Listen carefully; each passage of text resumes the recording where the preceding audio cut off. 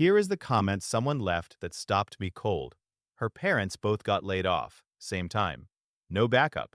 So before she got married, she made her husband agree to one rule. They would never spend more than one income.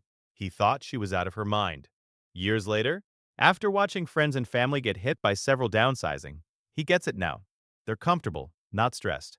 And here's the wild part. Most couples doing everything right, two jobs, two paychecks, are more financially fragile than this woman. My name is Max, and what I'm about to show you is one of the most dangerous financial traps in modern America. Not because it looks like a trap, but because it looks exactly like success. And once you see it, you won't unsee it. Here's what actually happened in America. Women entered the workforce. Families went from one income to two.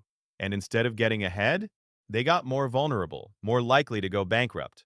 Not less. That's not my opinion.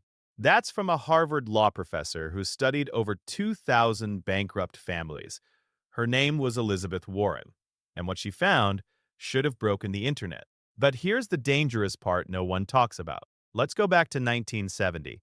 One income, one working parent. And you know what that single income could do? Buy a house, feed a family, send kids to school, take a vacation, and still have money left over. Not barely surviving, actually living. But more importantly, that household had a backup plan. If something went wrong, the stay-at-home parent could go to work. That second income was sitting in reserve, like an emergency fund, but for your entire lifestyle. Now pause for a second, because here's where it gets scary. Today, over 60% of married couples with kids, both parents work. We didn't gain a second income. We burned the backup plan and then built our entire life on top of both incomes like they'd never stop. Here's the math that'll hit you. Say one partner makes $70,000, the other makes $50,000, $120,000 combined. Sounds solid. But let's track what happens to that $50,000 second income. Taxes first.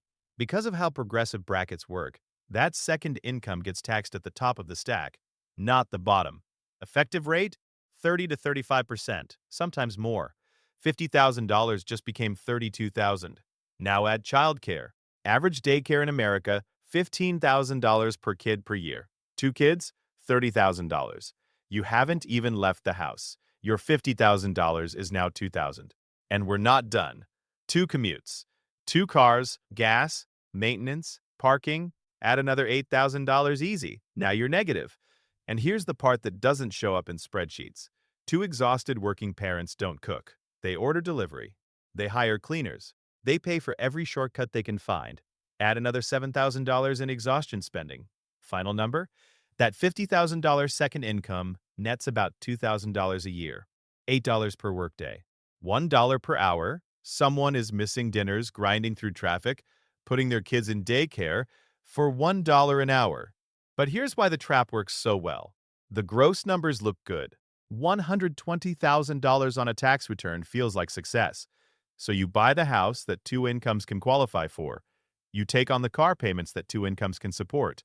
The bank smiles and says yes to the $400,000 mortgage. And technically, you can afford it. As long as both of you keep working, forever, without interruption, no illness, no layoffs, no burnout, no aging parents, no unexpected anything. If this is making you see your finances differently, hit that like and subscribe button right now. It motivates us to keep sharing financial traps that nobody warns you about. Now think about this. The single-income family from 1970 had something modern dual-income families don't. Margin. If the breadwinner lost their job, the other parent could step in. The two incomes are already spoken for. There is no backup.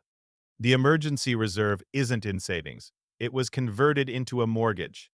This is why Warren's research found what it found. Two-income families weren't reckless. They were just operating at 100% capacity with zero room for error. Like a car engine with no oil. Everything works fine until it doesn't. And then everything breaks at once. A 2019 Federal Reserve study found nearly 40% of Americans couldn't cover a $400 emergency without borrowing. 40%. Many of them dual-income households. Making good money on paper. Not broke because they don't earn enough. Broke because their expenses expanded to swallow every dollar of what they earned. And here's the part that really gets me. The expenses that ate the second income weren't boats and luxury vacations. They were housing, childcare, healthcare, education, the basic cost of being middle class. Because when two-income families became the norm, everyone started bidding on the same houses with two incomes. Prices went up. And now you need two incomes just to afford what one income used to buy. It's an arms race where everyone escalated, and nobody won. So what do you actually do? Here's the mindset shift that changes everything. Treat the second income like it's temporary. Even if it isn't, structure your fixed costs, your mortgage, your cars, your non-negotiables, around one income. Then the second income becomes something different. Savings, investments, wealth building, actual options, not survival. This is what I call the one-income foundation. You don't buy the house that two incomes can afford. You buy the house one income can carry. Maybe it's in a slightly less prestigious neighborhood. Maybe it's smaller than what the bank approved. But here's what you get in return: a backup plan. The thing modern families traded away without realizing it, within 5 to 10 years of stacking that second income into investments, compounding takes over. And you end up with what two incomes were supposed to give you in the first place: actual security. Not the feeling of it, the reality of it. Here's the line I want you to carry with you. Two incomes aren't better than one if both of them are already spent before they arrive. Our grandparents weren't just lucky. They had margin, they had a backup, they had flexibility. We traded all of that for bigger houses and the appearance of prosperity. Appearances aren't wealth. A high combined income isn't security. It's just a bigger trap if you let your expenses grow to match it. The families who win financially aren't the ones who earn the most. They're the ones who refuse to let lifestyle consume every dollar they made. You can earn your way out of a lot of problems, but you can't earn your way out of a trap you didn't know you were in. Now you know. If this changed the way you see money, like, subscribe, and share our channel, Max Finance. Signing out.